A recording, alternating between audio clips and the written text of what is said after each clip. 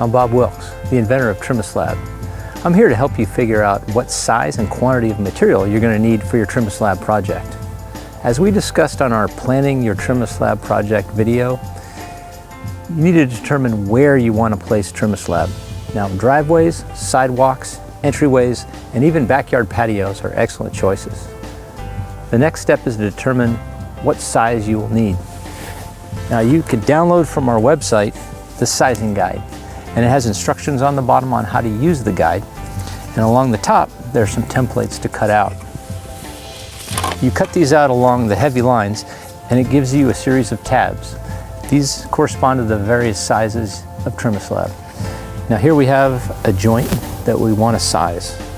First we'll check with the 1/2 inch, and that goes entirely within the expansion joint. So this size is too small. The 3/4 will go part way in, but not all the way. So this is the correct size. The 1 and 1 3/8 are obviously too big. Now, you may also have got samples from a hardware store or from Trim-A-Slab.com, and we'll now check with the samples. The 1/2 inch size, which the sizing guide thought was too small, does indeed go in, but it sits below flush, and this is going to give you an area that's going to trap dirt and debris, and it's not the best situation. The 3/4 inch, which the sizing guide says was the right size, does indeed look like it's going to give you the best fit. This fills this gap substantially, leaving very little room for dirt and debris. Now, the other possible sizes are 1 inch, and we would use this in case this joint happened to have opened up significantly during its lifetime, and a 2x4 size, which we would use if this had been a 2x4 expansion joint or a very wide gap. Next, we're going to go on to measure the length. Now I'm going to show you 3 different ways to measure the length of material you'll need for your project. The easiest is to use one of these wheels on a stick and simply roll out each joint and add up the cumulative footage. My favorite method is to pace off the driveway. So I know each one of my steps is about 3 feet. 1, 2, 3, 4, 5, 6. So I know that this joint is 18 feet long. Now, if you have a helper, you can use a tape measure and get your cumulative footage that way. You'll find that Trim-A-Slab is available in 50 or 25-foot rolls at your local hardware store, depending on the size.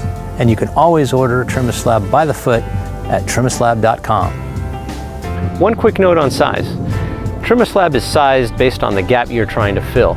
So if you're trying to fill a 3/4 inch gap plus or minus 1/8, then you'll use 3/4 inch Trim-A-Slab. Now, Trim-A-Slab is always larger than the gap you are filling, so the Trim-A-Slab will physically measure larger than the 3/4 of an inch. If you are using a sample to measure, you can always download a copy of our sizing guide from the website and check to see which size sample has been working for you. Then you'll know which size Trim-A-Slab you should be purchasing. Now you're ready to order or to pick up some material at your local hardware store. Here's our 4 sizes of Trim-A-Slab: 1/2 inch, 3/4, 1 and 1 3/8.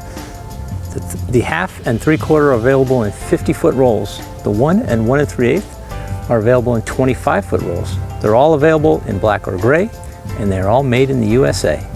This is a project that requires no prior experience and will make you look like a pro. You can buy Trim-A-Slab at your local hardware store or order it at Trim-A-Slab.com, and we will ship it direct to your door.